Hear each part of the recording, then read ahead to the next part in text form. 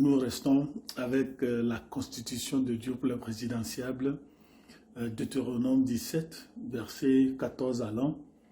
Et aujourd'hui, nous voyons que Moïse a dit, il y aura élection. On va choisir le prochain roi. Mais il faut un code électoral avant de convoquer le collège électoral. Et dans ce code électoral, nous devons répondre à des questions. Est-ce que nous savons que notre territoire est un don de Dieu? La population est un don de Dieu. Les ressources sont un don de Dieu.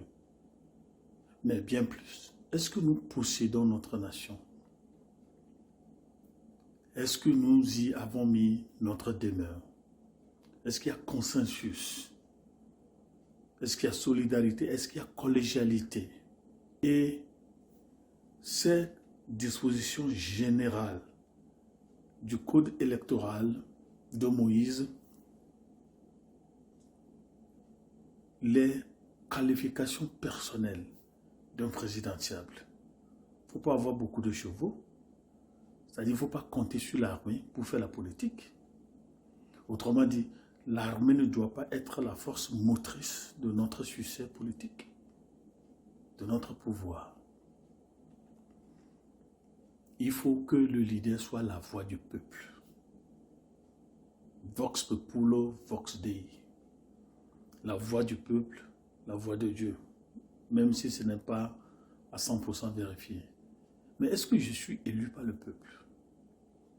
Il ne doit pas avoir beaucoup de femmes. Il ne doit pas thésauriser les ressources nationales. En ayant beaucoup de chevaux, il va nous ramener en Égypte. Dieu ne veut plus ça. Qu'un pays colonisé soit recolonisé, très colonisé. Il ne doit pas avoir beaucoup de femmes parce que ça va vider les ressources, le trésor national. Et aussi, le cœur du leader sera divisé parce que chaque femme vient avec sa religion. Et le roi doit s'écrire la constitution qui prend auprès des Lévites, les sacrificateurs. Et lorsqu'il fait ces choses, son pays réussit. Son pays réussit. Et Moïse nous dit aussi que lorsqu'il s'écrit la constitution, il devra la voir avec lui et y lire tous les jours de sa vie. Donc, la constitution devient la méditation matinale, quotidienne du chef de l'État et de son gouvernement. On ne fait pas une constitution pour le peuple et on respecte une autre constitution. Lire, lire et lire. Et quel est le résultat? Lorsqu'un chef d'État, lorsqu'un gouvernement respecte la Constitution, qui est collégiale, il va apprendre à craindre l'Éternel, son Dieu. Lorsque quelqu'un sait que mon territoire, la population, d'ailleurs le pouvoir que j'ai est un don de Dieu, il doit se donner une place à Dieu dans son pouvoir. Et il faut qu'il observe à mettre en pratique toutes les paroles de cette loi et ses ordonnances. Aujourd'hui, on se fie de Dieu. On se fie de Dieu. Et nous nous demandons pourquoi nos nations sont telles qu'elles sont. On nous trouve des causes. Oui, c'est la colonisation, tout ça. Maintenant, on ne parle plus de ça. Mais on se demande qu'est-ce que Dieu a fait dans la politique. Oubliant que les éléments constitutifs de l'État viennent de Dieu, et même vous-même. En faisant cela, ou en ne faisant pas cela, son cœur va s'élever au-dessus de ses frères. Ça, c'est la force. C'est la dictature. Lorsqu'on ne sait pas que les éléments constitutifs de l'État viennent de Dieu, Et lorsqu'on fait fi des ordonnances de Dieu, on se gloglo dans l'armée. Pas que l'armée soit mauvaise. L'armée est une institution de l'État. L'armée est une institution de Dieu. Parce que c'est lui-même qui le dit. Il faut ça pour posséder la nation, pour l'intégrité territoriale, l'administration territoriale, la défense nationale. Mais si c'est ça qui me garde au pouvoir, m'amène au pouvoir, je vais m'élever au-dessus de mes frères. Ça voudra dire quoi? Il n'y aura plus de consensus national. Il n'y aura plus de dialogue national. Il y aura une dictée des appétits partisans. Il y aura une dictée des lois constitutionnalisées. Il y aura une dictée des décrets de nomination. Parce que le pouvoir devient la force. Il n'y a plus le leadership. Il n'y a plus d'influence. Et c'est comme ça que plusieurs politiciens oublient qu'on peut être politicien sans être leader. Et on peut être leader sans être politicien. Et les présidentiables en Afrique doivent comprendre ceci. Ils pensent toujours qu'il faut faire de la politique pour être un leader. Pourquoi? C'est le court-circuit pour se faire de l'argent. C'est le court-circuit pour voler la manne nationale. C'est tout ce qui réussit. Il faut faire partie du parti au pouvoir. Sans cela, vous vous privez des dividendes, qui soient des droits du citoyen.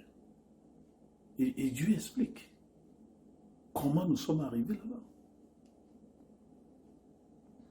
Et lorsque son cœur s'élève au-dessus de ceux de ses frères, il va se détourner des commandements.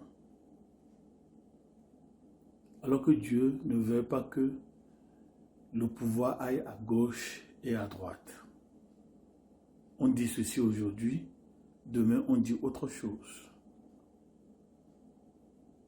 Donc, lorsque le président respecte ces choses, il devient le leader que Sékou Touré a décrit. Un leader se trouve devant le peuple, derrière le peuple et parmi le peuple. Dans nos nations, nos leaders ne sont que devant. Nos leaders ne sont que devant. On ne sait pas ce qui ronge la population, ou bien on prétend savoir, ou bien on imagine savoir. Et lorsque quelque chose arrive au peuple, il se demande où sont mes leaders. Ça, ce n'est pas de la volonté de Dieu. Mais un chef d'État qui respecte ces choses-là, dans la constitution royale, traditionnellement acquise, Dieu dit, il va prolonger ses jours dans son royaume, lui et ses enfants au milieu d'Israël. Donc en fait, le respect de la constitution de Dieu pour les présidentiables, mais fait que votre parti sera toujours élu parce que vous travaillez bien, vous écoutez le peuple. Mais ici, pour être précis, dans la constitution traditionnelle, on l'a déjà dit, après le père, c'est le fils. Ce que j'appelle la papacratie. Dans la constitution ici, après le père, c'est le fils. Vous voyez Saül, en principe son fils Jonathan devait prendre le pouvoir. Et vous voyez David, son fils Absalom a pris le pouvoir. Son fils Salomon. Même parmi les prophètes, vous voyez Élie, ses enfants. Parce qu'ils ne respectent pas la constitution, ils n'ont pas été élus. Vous allez voir Samuel.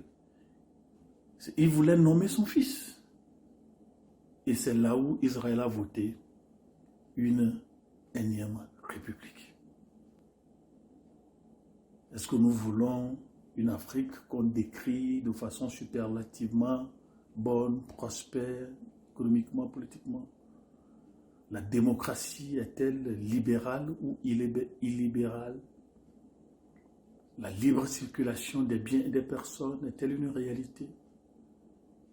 Moïse dit, si vous voulez avoir une nation prospère, stable, Voici la constitution de Dieu. Deutéronome 17, verset 14 à 20. Allez sur notre site internet histoireafrique.org. Au revoir.